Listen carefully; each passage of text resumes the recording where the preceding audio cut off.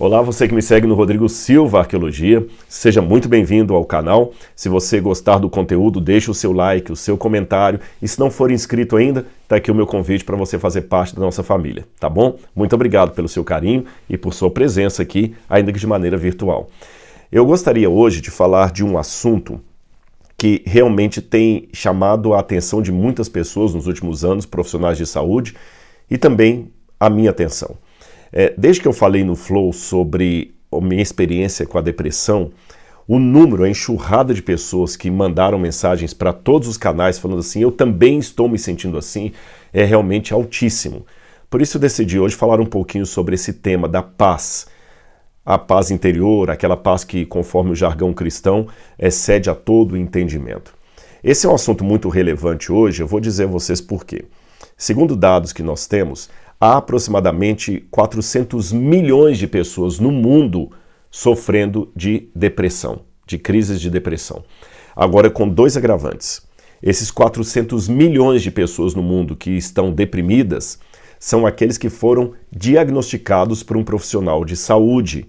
Não estão computados aí aqueles outros milhões que sofrem da doença e talvez não tiveram um diagnóstico formal de um profissional e, portanto, estão fora da estatística. Esse número, portanto, pode ser muito maior do que o que eu apresentei. O segundo agravante é que o número de pessoas com problemas emocionais, transtorno de ansiedade, crises depressivas, etc., sobe de ano a ano uma média de 18%. Ou seja, cada ano que passa, o número é 18% em média maior do que no ano anterior. Para vocês terem uma noção, hoje nós temos pelo menos quase 800 mil pessoas que todos os anos cometem algum tipo de término da vida, para não usar a palavra que geralmente não deve ser usada no Instagram. Você que entende o que eu quero dizer, no Instagram, no YouTube, você entende o que eu quero dizer. Aliás, esta morte voluntária é a segunda maior causa de morte entre adolescentes no mundo. A segunda maior causa de morte. Em todo o mundo, de cerca de 10, eu estou lendo aqui, de 10 a 20% dos adolescentes vivenciam problemas de saúde mental e a depressão é a nona causa de doença e incapacidade entre todos os adolescentes. A ansiedade é o oitavo. Eu teria outras estatísticas aqui, mas eu acho que só estas que eu apresentei já são o suficiente para introduzir o assunto aqui como sendo relevante. E principalmente se você estiver nessa estatística. Diagnosticado ou não diagnosticado, não é? Bom, só que para falar disso aqui, eu poderia falar mais uma vez sobre paz, sobre como ter saúde mental. Quem está chegando agora no canal do Rodrigo Silva Arqueologia, você pode procurar lá atrás, tem vídeos meus postados lá atrás, onde eu falei sobre os traumas emocionais, onde eu conto um pouquinho da minha experiência. Eu acho que vale a pena você assistir. Mas hoje eu queria falar da paz por um outro lado. Qualquer temática da paz é bem-vinda no mundo com dados como este que eu apresentei. Mas eu repito, eu queria falar da paz por um outro viés. O alerta contra uma paz que não resolve nada. O alerta contra uma falsa paz. Isto foi despertado em mim, a minha atenção, por causa de uma passagem que eu li há muitos anos no Evangelho, e ela vira e mexe e volta à tona para mim, numa preparação de sermão, ou quem sabe num estudo sobre o Novo Testamento. É uma fala de Jesus quando ele estava se despedindo dos discípulos. Ele falou para eles não ficarem angustiados em espírito. Ele falou o seguinte, olha, que o coração de vocês não fique angustiado, vocês creram em Deus, creiam em mim também. Eu estou lendo João, capítulo 14. Mas quando Jesus chega ao verso 27, ele fala assim, deixo com vocês a paz. A minha paz lhes dou. Não lhes dou a paz como o mundo a dá. Eu dou a paz, mas não como o mundo a dá. O que Jesus quis dizer com isso? Antes que a gente aprofunde no significado mais profundo dessa palavra de Cristo, mesmo que você não aceite a Bíblia como regra de fé e prática, você há de convir comigo que aqui tem uma verdade de grande profundidade. Nem toda paz realmente acalma. Nem toda paz é real. Nem toda paz é verdadeira. Então, cuidado, eu repito como introdução a essa temática, porque no universo com tantos índices de pessoas com depressão, transtorno de ansiedade, crises, síndrome do pânico e outras coisas mais que eu poderia elencar aqui, no mundo tão agitado como o que estamos vivendo, o tema da paz é muito bem-vindo, mas temos que tomar cuidado para que nessas boas-vindas que damos à temática da paz, não estejamos abrindo a porta do coração, da vida e da nossa casa para uma falsa paz que vai roubar tudo que você tem de bom. Tá bem? Quando eu estudo filosofia, uma coisa que me chamou a atenção é que durante todo o período da filosofia moderna, principalmente, o que eu vejo são filósofos tentando promover uma forma de viver a vida em paz. Eu vou dar alguns exemplos de alguns deles aqui para vocês, mas antes de entrar nesses filósofos, eu vou ilustrar o que eu quero dizer com falsa paz. Eu tenho um amigo que eu moro aqui em frente a um centro de vida saudável chamado Cevisa. E esse lugar aqui vem pessoas com problema de depressão, a pessoa que quer fazer uma dieta, quer emagrecer, alguém que fez uma bariátrica e agora tem que cuidar da alimentação, pessoas que querem simplesmente sair do estresse, ou seja, uma clínica de vida saudável, natural, com médicos e profissionais que vão oferecer para você ferramentas naturais de ter um viver mais pleno, mais harmonioso, com mais saúde, tá bom? E aqui, evidentemente, por ser um centro de vida saudável, você não vai ter suco na refeição, você não vai ter fritura, não vai ter bife acebolado, não vai ter coisas gordurosas, não existe isso. A alimentação aqui é totalmente vegetariana, aliás, estritamente vegetariana, eles não usam nem leite, nem ovos na alimentação. É uma alimentação agradável, mas bem diferente da alimentação de quem está acostumado com refrigerante, batata frita e chocolate doce toda hora e essas junk food, como dizem os americanos. E um colega que veio para cá, ele falou que um dia ele não estava aguentando mais comer salada e ele estava angustiado com aquilo, ele estava angustiado, ele comendo aquelas coisas ali e ele estava irritadíssimo, ele estava sentindo que ele estava irritado com tudo. Porque você sabe que o alimento também é uma forma de vício, dependendo do tipo de alimento que você consome. E quando você não está dando vazão ao seu vício, ou seja, quando você está sem usar aquilo que lhe viciou, você entra numa crise de abstinência. E isto vale tanto para o cigarro, o álcool, qualquer outro tipo de drogas e também para alguns tipos de alimento. Quando a pessoa, por exemplo, é viciada demais em açúcares, o café, por exemplo, ele fica sem tomar café, sem os açúcares, sem comer coisa com doce, sem comer aquele chocolate ou aquele doce depois do almoço ali, ele entra numa crise de abstinência, como aquele que está lutando contra o vício das drogas, realmente. E durante o período em que você está numa crise de abstinência, sua paz vai embora. Você fica irritadiço, você fica com raiva, você não aguenta, você pensa naquilo. Aí ele, no desespero, pegou o carro, saiu do Cevisa e foi para um lugar aqui perto, um posto de gasolina à beira da estrada. O pessoal apelida esse posto de mosca frita. Você dá para entender o porquê desse apelido, porque lá tem uma lanchonete com aqueles pastéis gordurosos de queijo, que você morde o queijo, vem derretendo assim, mas frito em gordura. Ele foi lá, correu, comprou 1 ou 2 pastéis daquele bem gordurado, com uma latinha de Coca-Cola, abriu aquilo e tomou.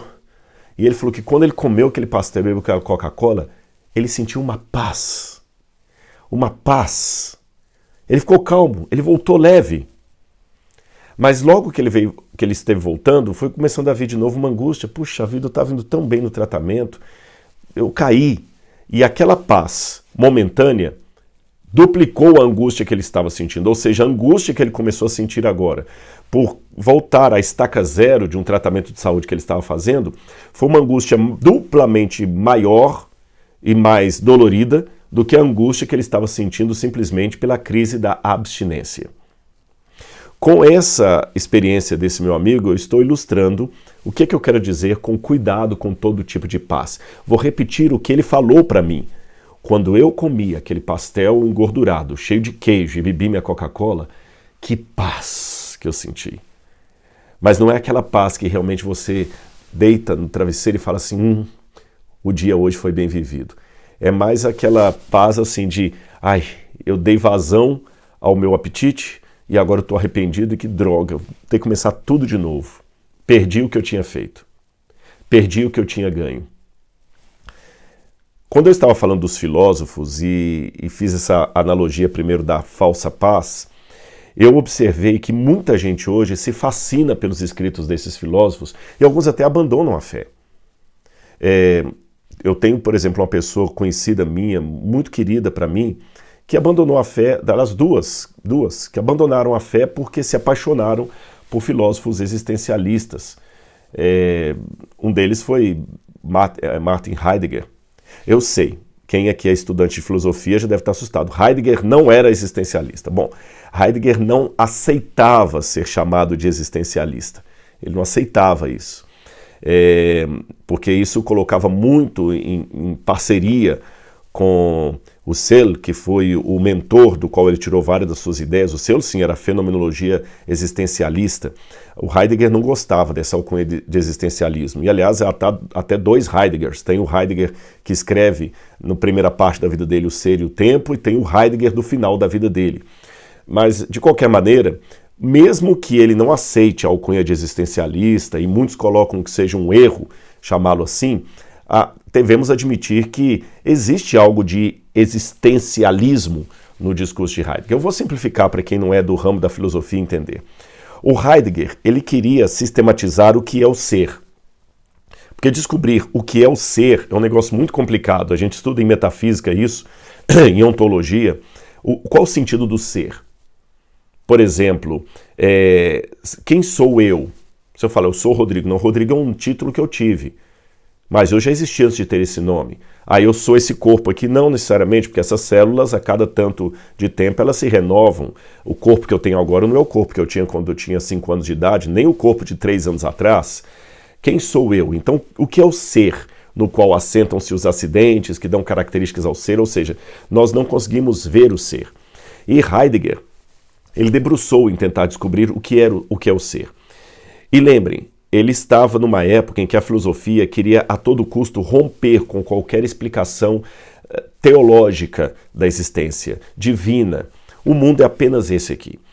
A filosofia que Heidegger acabou recebendo, a filosofia europeia, alemã principalmente, era aquela filosofia que ensinava a todo custo que não existe Deus. Nós estamos inseridos aqui nesse hiato de tempo chamado existência, porque nós fomos colocados aqui, mas não tem quem nos colocou, nós somos frutos de um acidente, não existe Criador, não existe Deus. Se não existe Deus, aquela velha pergunta de onde viemos, para onde vamos e por que aqui estamos, ela se torna inócua para o filósofo. O filósofo responde, de onde viemos? Do nada. Para onde vamos? Para o nada. E por que estamos aqui? Então, olha, já que eu vim do nada e vou voltar para o nada, o importante é resolver o miolo. Por que eu estou aqui? Na verdade, nem existe um porquê, já que eu estou aqui apenas de maneira aleatória e acidental. Então, o que eu tenho que fazer é aproveitar bem a vida que eu tenho. Veja, se não existe Criador e não há vida eterna, o que resta? O hiato. E o que é o hiato? O hiato é apenas essa linha entre duas datas, do meu nascimento e da minha morte. E é como eu vivo esse ato é que vai dar o significado da minha existência. O Heidegger estava buscando qual é esse sentido dessa existência entre esse ato, tá bem? Qual é esse sentido? Ele dizia que o ser humano ele já nasce buscando uma transcendência, mas Heidegger não entendia a transcendência como a teologia apresentava. A transcendência para Heidegger não era uma abertura para o sagrado, para o divino. Era apenas aquela ideia de que o ser humano, diferente dos animais, das pedras, das plantas, ele é o único ser que faz perguntas acerca de si mesmo. Ou seja, o cachorro uiva para a lua, mas ele não reflete o que é a lua. O que eu estou fazendo aqui? Ele simplesmente uiva. O ser humano não. É aquele animal, de acordo com a filosofia que até bebe no evolucionismo, o homem é aquele animal que pensa, é aquele animal que uiva e quer saber o sentido do seu uivo. Então, já que não existem nenhum tipo de significação maior, transcendente em Deus, eu tenho que procurar o significado da minha própria vida. Então, a proposta de Heidegger é o seguinte: viva a vida. Simples assim. E, através de Heidegger, muitos outros foram bebendo, porque, veja bem, Heidegger foi beber em Husserl, como eu falei com vocês. E Husserl deu à luz, em termos teológicos, filosóficos, é claro, a vários outros pensadores. E Heidegger, por exemplo, foi professor de vários outros. Aí você tem Sartre, você tem vários que vêm por aí. Depois vem a escola francesa, já que eu falei do Sartre, tem a escola francesa, aí vem Foucault, vem um monte de gente nessa leva aí. E todos esses filósofos, até o Nietzsche também eu poderia colocar aqui, o que eles, cada um com a sua distinção filosófica, estão procurando oferecer à pessoa a melhor maneira de viver no hiato entre o nascimento e a morte. Porque esse é o grande dilema de todas as correntes filosóficas. O ser humano sabe que vai morrer. Então, se ele sabe que vai morrer, então aí vem a proposta de Heidegger e companhia, cada um apresentando a sua, é claro. Não estou falando que Heidegger dizia a mesma coisa de Sartre, a mesma coisa de Nietzsche. Mas, em síntese, todos eles querem dar uma receita, ou uma sugestão, ou uma filosofia de como você pode viver a vida acreditando que não existe Deus, nem porvir, nem eternidade, nem transcendência no sentido espiritual da palavra. Para você entender, mesmo que você nunca tenha lido Heidegger ou qualquer um desses filósofos, você ou alguém que influencia você é, de certa forma, herdeiro intelectual desses pensamentos. Ou seja, de maneira ainda inconsciente, você acaba bebendo nessas fontes. Eu vou dizer por quê. Você já viu como muitos comerciais, muitas propagandas hoje enfatizam muito para você o aqui e agora?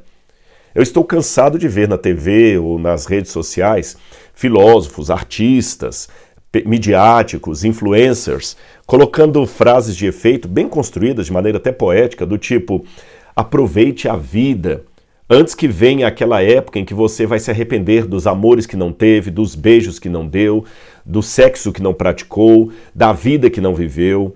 Eles convenceram, especialmente a juventude, disso. Então aproveite a vida. Não deixe ninguém colocar grilhões sobre você. Não deixe ninguém tolir a sua vontade. É curioso que esse discurso ele tem um quê de verdade. Ele tem um quê de verdade. De fato, eu não posso permitir que eu me torne apenas personagem da novela que alguém escreveu para mim. Eu tenho que ter autonomia. Eu tenho que ter liberdade. Afinal de contas, a teologia que eu sigo fala do livre-arbítrio. Até aí tudo bem, o problema não é necessariamente essas falas, mas é a ênfase que se dá nelas, especialmente humanista. O Heidegger, ele centralizou tudo no ser humano, abdicando a ideia de um Deus, de um Criador. Então, como foco, a centralidade da filosofia de Heidegger e vários outros é sobre o ser humano, é em torno do ser humano que o tema da paz também vai destacar. Você quer ter paz? Então, aproveite a vida. E, para aproveitar a vida, mate os tabus. Então vem a religião falar com você, por exemplo, de moralidade sexual. Para com isso. Se você está afim de transar com a menina e ela está afim de transar com você, vocês se gostam, desde que você não a violente. Eu estou evitando falar algumas palavras aqui que agora não podemos falar no YouTube, né? Desde que você não a violente, se ela quer, você quer, beleza. Beleza, não tem problema nenhum, tranquilo, é você que ela quer. Foi só um namoro de verão ou de... Beleza, fizemos. Você está a fim de experimentar aquela bebida? Experimente, beba. Esse negócio que não pode beber, para com isso. Você está a fim de viajar o mundo? Viaja. Você entendeu? Que se lasque o mundo, o que importa é você ser feliz, a opinião do outro não importa. Você está percebendo a ênfase que é dada sempre no ser humano? A paz vai ter o que você quer fazer. Esse negócio de, mas meu pai tinha um sonho. Não, siga a sua vida.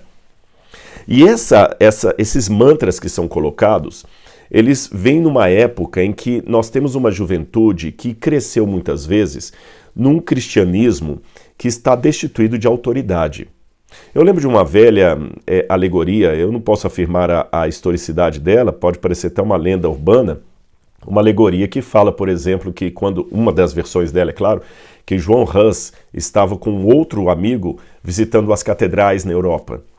Aí o amigo lembrou de um episódio do Novo Testamento, quando o cristianismo, ainda bem paupérrimo, uma religião de camponeses e pescadores, estava ali sofrendo, então chegaram à porta do templo Pedro e João e viram um aleijado ali. E o aleijado pediu para eles, escuta, por favor, dê um dinheirinho aí. Aí eles falam assim, não temos prata nem ouro. Baseado nesse episódio da Bíblia, um amigo de John Hus estava olhando as catedrais cheias de ouro, de luxo, e falou com ele assim, hoje o cristianismo não precisa mais lamentar como Pedro e João não têm prata nem ouro, porque eles têm.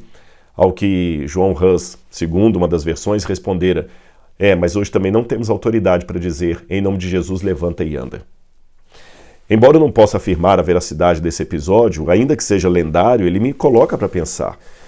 Nós crescemos num cristianismo que eu tenho que admitir, ele está destituído de poder e autoridade. Eu estou cansado de encontrar jovens afastados da igreja que falam o seguinte, olha, eu saí da igreja porque às vezes era cobrado de mim uma postura que o meu pai não tinha em casa. Lá fora, cheio de regras, de moralismos, de tudo mais, e dentro de casa eu vi o que ele fazia com minha mãe. Eu conheço pessoas que são revoltadas porque viu o pai, às vezes, que era até líder de igreja, espancando a mãe dentro de casa. Eu conheço casos de gente aí, sabe, que era muito bom, na igreja era famoso, e em casa fazia barbáries com a esposa e os filhos, até um dia que a esposa fugiu e levou os filhos com ela. E esse caso, infelizmente, não é único, há vários outros. Então muitos foram crescendo e falaram assim, peraí, meu pai perdeu moral comigo, perdeu autoridade comigo. Muitas igrejas, às vezes, também se acomodaram por terem igrejas bem construídas, luxuosas, e criaram também um cristianismo assim muito fácil de viver. Aqui no Ocidente, nós passamos problema de bullying, às vezes uma pressão de um grupo ateu contra o cristianismo e tudo mais, mas nenhum cristão pode falar. Há casos, é claro, às vezes de uma igreja que é depredada, ou mesmo até um centro espírita também que foi depredado por alguém. Há casos aqui e acolá de segregação religiosa e tudo, mas, grosso modo, nós não podemos dizer que nós temos aqui dificuldade de exercer a nossa fé como alguém, por exemplo, que está na janela 1040, ou aqueles cristãos que estavam na Rússia, na época da União Soviética, em que você tinha que ler a Bíblia escondido. Não, estamos longe daquela perseguição. Tanto é que eu estou fazendo um vídeo de religião aqui, estou evitando algumas palavras que o YouTube pode cancelar o vídeo, mas nada que impeça de eu falar de Jesus, Bíblia, aqui, mostrar a Bíblia, nada. Então, de certa forma, essa situação nos trouxe um acomodamento perigoso, onde nós não sentimos mais aquela necessidade de buscar com fervor o Espírito Santo, ler, estudar as profecias. Nós estamos acostumados a ir para a igreja mais do que a buscar a Deus em jejum e oração. Então, com base nisso, muitos desses jovens agora estão assim, puxa vida, para que eu fiquei guardando a minha virgindade, sendo que a maioria dos meus colegas aí estão transando já com um monte de menina bonita e tudo mais, eu estou aqui segurando, porque meu pai falou que assim era correto e meu pai não tem moral. Aí começa aquela angústia. Uma angústia entre o que ele aprendeu na infância, negada pelo comportamento de muitos líderes que às vezes não vivem aquilo que ensinaram, e ainda matizada por um universo fora dele que mostra que ele está indo na contramão do mundo. Todo mundo faz isso, por que eu não posso? Todo mundo bebe, todo mundo fuma, todo mundo transa, todo mundo faz isso, por que eu não posso? Você entendeu a questão?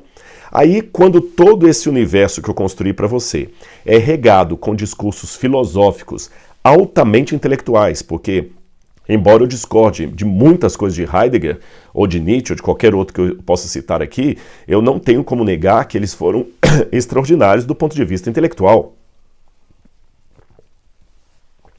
Aliás, uma das coisas que você tem que superar quando você vai à faculdade é não cair no argumento ad hominem de desprezar uma pessoa apenas porque ele diz algo que você não concorda, nem ao mesmo tempo concordar com ele só porque ele é um gênio. Há muitas genialidades por detrás de muita estupidez. Há como argumentar coisas estúpidas com muito rebusque intelectual e muita genialidade. E você tem que ter o direito de discordar também. Tá certo? Então esses homens eram extraordinários no discurso deles. Extraordinários. E aí que mora o perigo. Porque podem oferecer uma paz semelhante à paz daquele amigo que voltou feliz porque tinha comido o pastel engordurado com Coca-Cola numa época, numa semana em que ele estava para se desintoxicar de alimentos nocivos. Percebem? Falando da paz, essa palavra paz na Bíblia, ela tem um significado muito mais profundo do que nós imaginamos em português. Acho que quase todo mundo, mesmo que você não saiba falar hebraico, pelo menos uma palavra em hebraico você já ouviu por aí, shalom. Shalom, todo mundo sabe, shalom é hebraico. A palavra shalom, ela aparece no Antigo Testamento mais ou menos umas 250 vezes, aproximadamente, um pouco mais de 250 vezes no Antigo Testamento. Muitas vezes ela aparece em forma de cumprimento. Ao invés de falar assim, oi, como é que você está? Tudo bem? Eles falam shalom. E a palavra shalom, ela vem de uma raiz hebraica, shalom, que significa literalmente prosperidade, bem-estar, saúde física, inclusive. Tanto é que dessa raiz shalom, veio a palavra shalom, que é paz. Você tem a palavra hishtalem, que significa ele era digno daquilo. Você tem a palavra shulam, que significa a dívida foi quitada. Olha que interessante, shulam, a dívida foi quitada. Tanto é que na Babilônia, que tinha uma língua cognata, o aramaico, cognata, o hebraico, você tem a palavra salam, que significa redimido, redimido. Então olha a riqueza. Você tem também a palavra meshulam, pagamento antecipado, quando você vai pagar antecipadamente, meshulam. Você tem mushlam, que significa perfeito. Tudo vem de shalom, de shalom, que dá a origem da palavra paz. Então paz significa prosperidade, integralidade, saúde, estar bem em todos os sentidos. É bem diferente do sentido grego de shalom, de paz, eirene. Eirene em grego significa suavidade. Ou pati em latim, né? Paz, também suavidade. O sentido hebraico é mais forte. Shalom significa estar bem comigo mesmo. Não é simplesmente eu estar em calma, fazendo yoga e meditando. Não. Isso faz parte da shalom, não é yoga, estou falando assim, aquela paz, né? Shalom em hebraico não é simplesmente ficar lá na yoga, meditando, sabe o om de harmonização? Estou em paz. Mas às vezes você está em paz, mas está devendo o banco, está devendo o carro, o sujeito está precisando do dinheiro que você deu um calote nele, não está pagando, você está com a saúde totalmente arrebentada, mas na hora ali da meditação, o pessoal da yoga não vai brigar comigo não estou desdenhando a yoga, só estou querendo dar aqui um paralelo. Na hora da meditação você está em paz, você está ali em paz, você entendeu? Você está fazendo de Confúcio, as meditações de Confúcio, você está em paz, paz de mente. Só que a paz da Bíblia não é só isso. A paz da Bíblia é você estar integralmente bem consigo mesmo. Eu estar em paz com a minha saúde está bem. É essa a paz. Tanto é que tem uma passagem da Bíblia aqui que eu vou ler para vocês, é Gênesis capítulo 29, verso 9, se eu não me engano. Deixa eu ver aqui. Gênesis 29, verso 6. Quando Jacó vai se encontrar com Labão, Labão pergunta assim para ele, né? Vou ler para você aqui, ó. Eles falam sobre os de Harã, né? Perguntou-lhes: você conhece Labão, filho de Naor? Responderam: conhecemos. Aí Jacó pergunta para ele assim: ele vai bem? No hebraico ele pergunta assim: ele vai shalom? Quer dizer, ele está bem de saúde? Ele vai shalom? E eles respondem: ele vai bem, mas no hebraico está shalom. Quer dizer, ele está realmente com saúde. Então, shalom era usado muito no sentido amplo da palavra. E quando Deus fala que ele vai dar shalom para Israel, aí que tinha um problema em relação à pressão dos povos em redor, e eu quero usar isso como argumento para você. Eu tenho aqui um boizinho egípcio, o Apis. Tá vendo o Apis? Esse aqui era o deus Apis do Egito.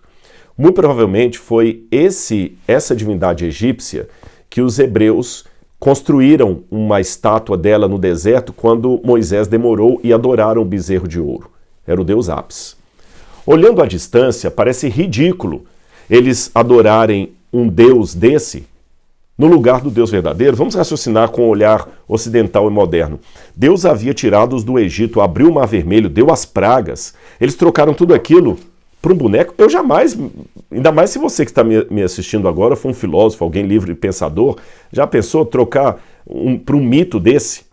Uma coisa que eu realmente vi, apalpei. Por que eles faziam isso? Por causa da pressão que vinha em volta somada à falta de piedade religiosa de alguns influencers hebreus. Veja bem, quando Moisés saiu, quem ficou no lugar de Moisés era Arão. Então eles estavam envolvidos ali num problema existencial que era o seguinte: o deserto era terrível de ficar no deserto.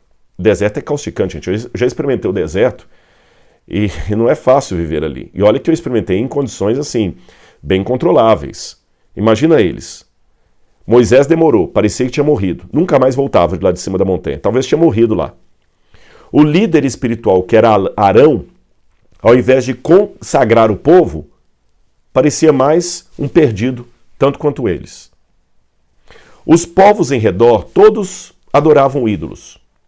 Era difícil ter uma religião diferenciada naquele universo de cultos pagãos ali. Hoje, Apis pode não ser uma tentação para mim, mas a partir do momento que Apis era o deus da maior potência do mundo antigo, passou a ser uma tentação. Hoje, talvez Apis não seja uma tentação para mim, mas Hollywood pode ser. O Netflix pode ser. Porque o Netflix faz parte, vem justamente, em grande parte, da maior nação do mundo. Percebeu? É só trocar um ídolo pelo outro.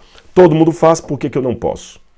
E com o agravante, os outros povos pareciam realmente ter paz, porque eles eram prósperos. Até os filisteus tinham mais tecnologia que os hebreus. Quando você vai ali em 1200 a.C., que você tem a maior força dos filisteus ali na costa do Mediterrâneo, os filisteus tinham a técnica do ferro que os hebreus não tinham. Os cananeus pareciam mais fortes do que eles. E todos tinham... Veja bem, se você é uma pessoa que aprecia a família, não é melhor ter uma divindade assim como os deuses pagãos, que era o pai, a mãe e vários filhos? O Deus de Israel era um Deus solteirão. Não tinha mulher, não tinha família. Todos os outros podiam ver os deuses deles quando estavam orando. E tem um fator psicológico muito importante aqui. Você olha para o objeto da sua comunicação. O Deus de Israel não podia ter imagem. Ele apareceu do contra. Tudo que os outros tinham, o deles não podia ter. Os outros podiam ver os deuses deles. Esse aqui não podia ver, ele ficava escondido na montanha. E quando fossem adorá-lo, até o santuário dele, o pessoal só via na porta. Ninguém podia entrar até o lugar santíssimo, só na porta. Puxa vida, é melhor seguir o outro Deus. O que o Senhor queria mostrar para o povo hebreu era mais ou menos o que uma mãe às vezes quer mostrar para uma criança que não entende todas as coisas. Imagine uma criança que vê os colegas todos comendo doce, se lambuzando de doce. Talvez, quem sabe, num parque aquático, alguma coisa assim, ele está vendo todas as crianças lá comendo chocolate, comendo doce, comendo sorvete e tudo mais, e a mãe fala assim, não, você não, só depois do almoço. Ele não entende, na cabeça de criança, ele ou ela, o menino ou a menina, pensa assim, mamãe não é uma boa mãe. Boa mãe é a mãe dos outros, porque os outros estão lá se deliciando no seu chicabon, né? Ou no corneto, ou em qualquer bala e chocolate, e eu tô aqui, que ela não quer me dar chocolate enquanto os outros têm. Só eu que tenho que ser uma criança diferente. Só que ele não entende que a mãe vai dar o chocolate para ele, o doce para ele, mas na hora certa, depois do alimento que é o melhor para ele, para que ele possa usufruir realmente do sorvete e não apenas ter problema de diabetes na infância, como os outros. Os povos em redor estavam tendo mais prosperidade do que Israel, mas era o sorvete antes do almoço, substituindo a refeição, que traz diabetes e outros problemas mais. Israel não estava sabendo esperar como uma criança. Entendeu o problema? Por isso que no desespero, eles faziam como uma criança que vai lá, tira dinheiro da bolsa da mãe escondido e vai e compra o sorvete, ou pega do coleguinha, ou aceita de um estranho. Israel começou a seguir outros deuses. Eles pareciam trazer uma paz imediata. A paz de Deus estava muito distante. Paz imediata.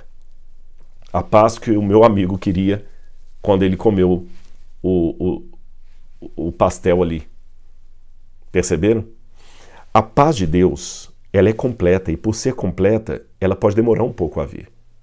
Agora você vai entender uma coisa. Lembra que eu falei que os judeus sempre se cumprimentavam com shalom até hoje? Shalom aleichem, a paz para todos. Shalom, shalom, até hoje, shalom. Você vai para Israel, shalom, shalom.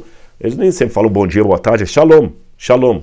Até os árabes também, que o árabe é cognato ao hebraico ali, né? Eles falam salam, salam aleikum, que a paz esteja com você, aleikum salam, que também esteja com você a paz. Então Jesus, quando estava se despedindo, ele falou assim, eu deixo a paz com vocês, mas eu não estou dando a paz, não estou cumprimentando vocês como o mundo cumprimenta. A paz que eu estou deixando é diferente. Não é aquela paz do Heidegger e companhia, que ensina você a viver bem a vida, porque isso é tudo que você tem. Você se lembra de um filme chamado A Sociedade dos Poetas Mortos? Se você não assistiu, vale a pena assistir. É curioso, né, que o próprio protagonista, o ator, ele se matou na vida real, né? Foi uma perda tremenda. E nesse filme, uma frase que se repetia muito em latim, que o professor repetia para os alunos, era carpe diem, aproveite o dia, aproveite o dia.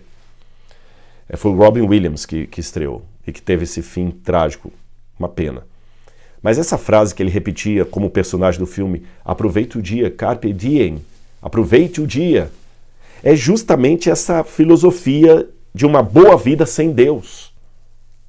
Ela vai trazer uma paz, mas não é a paz que excede a todo conhecimento. É uma paz que você até aproveita na hora ali do êxtase do vício. Mas quando o efeito passa, o vazio existencial da alma volta. E não adianta esse negócio de, olha, você sabe que vai morrer, então não preocupe com isso não, viva a vida hoje. Não adianta, porque a nossa sede é de eternidade. E não dá para chegar para uma pessoa condenada e falar o seguinte, eu tenho boa notícia para você, eu tenho uma notícia ruim e uma notícia má. Ele falou, qual que é a notícia ruim primeiro? Você vai ser condenado à forca. Você foi condenado à forca. Puxa, e qual que é a notícia boa? É que nós conseguimos adiar a condenação para daqui a 6 meses. Então você tem 6 meses para aproveitar a vida. Imagine você sabendo que daqui a 6 meses você vai ser enforcado. Você pode até tentar aproveitar a vida, fazer as viagens que não fez, aproveitar o máximo, mas você sempre vai aproveitar dia após dia sabendo assim, mas a forca está chegando, então deixa eu aproveitar, eu tenho que me divertir, a forca está chegando. Nós nascemos condenados. Todos sabemos que vamos morrer. E esses filósofos aí chegaram a essa conclusão. Então eles querem convencer você que dá para viver como se a morte nunca fosse chegar. Pode funcionar enquanto você estiver chapado. Mas quando você fica sóbrio, você percebe a angústia. É por isso que hoje vivemos num mundo tão viciado em tantos tipos de vícios. Porque a sobriedade dói. A sobriedade mostra que a paz que o mundo está trazendo para você não é verdadeira. Agora, e a paz que vem de Cristo, Rodrigo? Você mesmo admitiu que teve depressão e tudo mais. Eu vou falar qual que é a paz que vem de Cristo. A paz que vem de Cristo, ela não inibe o fato de você poder sofrer. Mesmo que você sofra, mesmo que você esteja em depressão, mesmo que você esteja angustiado, como a angústia na qual eu mergulhei, você sabe que, por Cristo, aquilo não é o fim. Você aprende com Cristo a não julgar uma biografia por uma página apenas do livro. A biografia é muito mais do que uma página isolada. Se você está lendo a biografia de uma pessoa, está lendo justamente a parte em que ela está sofrendo tremendamente, calma. Você não chegou até o final. E quando você chega no final da biografia, você vê que aquela pessoa venceu. Se eu parar a biografia de Roberto Carlos, no momento em que ele perdeu a perna num acidente de trem, eu vou chorar pelo Roberto Carlos. Mas calma, calma. Por mais que foi doloroso e traumática a perda da perna, aquilo ali foi apenas uma página na vida do Roberto Carlos, não foi o todo. Entenderam a analogia que eu quis fazer? E Jesus aqui ele disse em Mateus capítulo 6, versículo 31 em diante. Portanto, não se preocupem dizendo que comeremos, que beberemos, com o que nos vestiremos, porque os pagãos é que procuram essas coisas. O Pai de vocês que está no céu sabe que vocês precisam de todas essas coisas. Mas busquem em primeiro lugar o reino de Deus e a sua justiça, e todas essas coisas lhes serão acrescentadas. Quando a gente fala busque em primeiro lugar o reino de Deus, aí que está a questão que muitos não entendem o discurso da Bíblia. A Bíblia parece pacífica demais, parece neutra demais, principalmente quando tem pessoas sofrendo. Se você coloca ênfase no ser humano, como Heidegger e companhia fizeram, aí de fato a pauta da sua vida serão as causas sociais. E qualquer pessoa que não prioriza as causas sociais é um alienado, é um falso cristão, é um falso humano, é tudo que você pode imaginar. Calma, não é por aí. Jesus não disse, busque unicamente o reino de Deus. Ele disse, busque em primeiro lugar o reino de Deus. Então, eu tenho sim que ser uma pessoa proativa com as causas sociais. Mas eu tenho que, em primeiro lugar, priorizar a busca pelo reino de Deus. Eu tenho sim que ser proativo na busca da cura interior. Mas eu tenho que, em primeiro lugar, buscar o reino de Deus. Eu tenho que sim ser um promovedor da paz no mundo. Mas eu tenho que, em primeiro lugar, buscar o reino de Deus. Porque às vezes buscar o reino de Deus vai ser justamente o que vai romper com a paz. Jesus falou em determinado momento, eu não vim trazer paz, eu vim trazer espada. Então busquem em primeiro lugar o reino de Deus. Você está lá numa página ruim da sua vida, busque em primeiro lugar o reino de Deus. A sua biografia não terminou de ser escrita ainda. E mesmo que você fechar o ciclo dessa história entre o nascimento e a morte como uma vida derrotada perante o mundo, calma. A Bíblia promete que em Cristo, ainda que você esteja morto, você viverá. Paulo, de certa forma, terminou a vida nesse mundo de maneira negativa, porque um camarada que tinha tudo para ser o homem mais poderoso de Jerusalém em termos intelectuais. Terminar na lâmina de uma espada, depois de sofrer tantos problemas e tantas perseguições.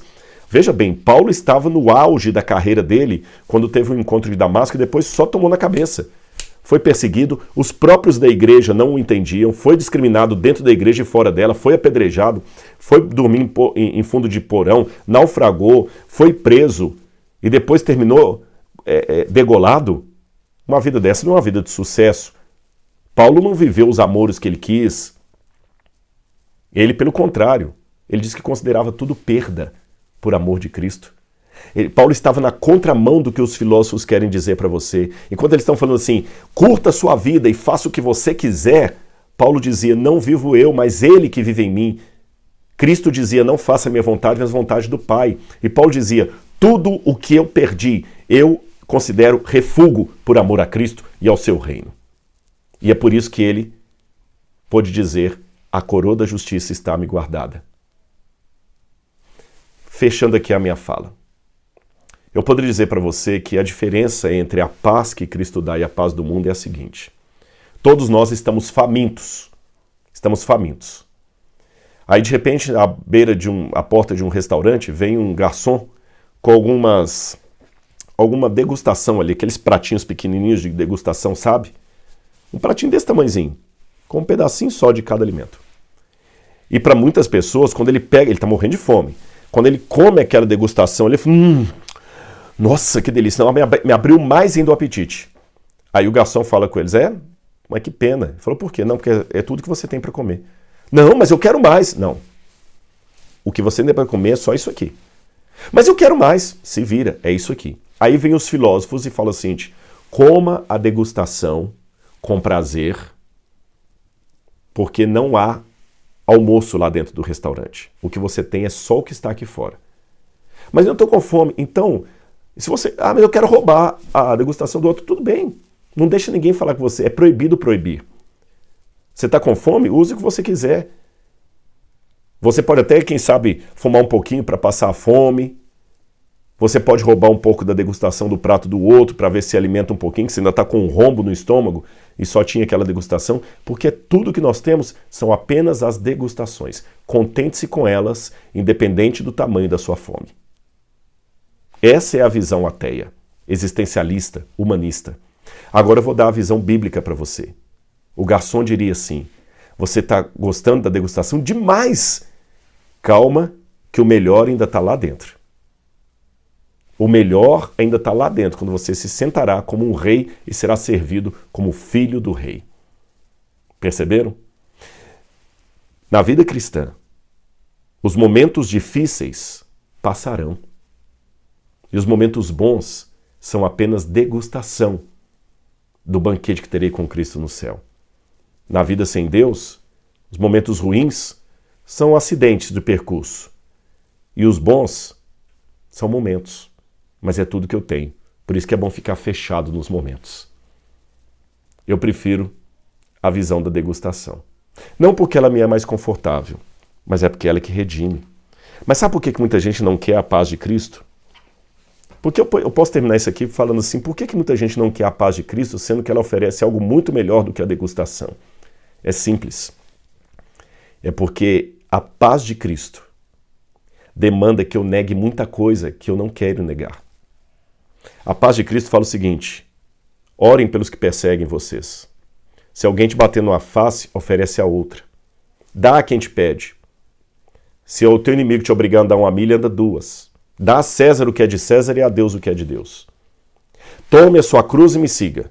Gente, tomar a cruz. Hoje você conhece cruz por causa de religião. Está lá a cruz em cima da igreja católica, no altar, num livrinho de crianças que mostra da crucifixão, na ambulância está a cruz. É essa a imagem que você tem de cruz. Mas para quem vivia no primeiro século e passava na rua e via o romano crucificando uma pessoa que ficava gritando ali de maneira desesperada, aquela visão dantesca, naquele ambiente, vir o Nazareno e falar assim, tome a sua cruz e me siga, ninguém queria saber desse Nazareno. A paz que ele oferece pode ser muito maior do que a paz do mundo. Mas eu não quero negar a mim mesmo. Eu não quero tomar cruz nenhuma e seguir após ele. Eu quero viver a minha juventude. Eu quero atender aos meus instintos. Eu quero atender às minhas vontades. Eu não quero ser preso por nada, por nenhum tabu. Eu quero ser eu, meu corpo, minha vida. Eu sou dono de mim. Então não quero me renunciar. Eu sei que a paz que ele oferece traz resultados muito melhores. Mas eu prefiro o pastel da mosca frita. Porque eu não quero me negar. Eu não quero levar desaforo para casa. Eu quero lutar pelos meus direitos. Não é pecado. A menos que você coloque isso como a primeira coisa da sua vida. Aí sim é pecado. Que Deus dê a paz a cada um de vocês. A paz que o mundo não tem condição de dar. Um abraço. Tchau, tchau.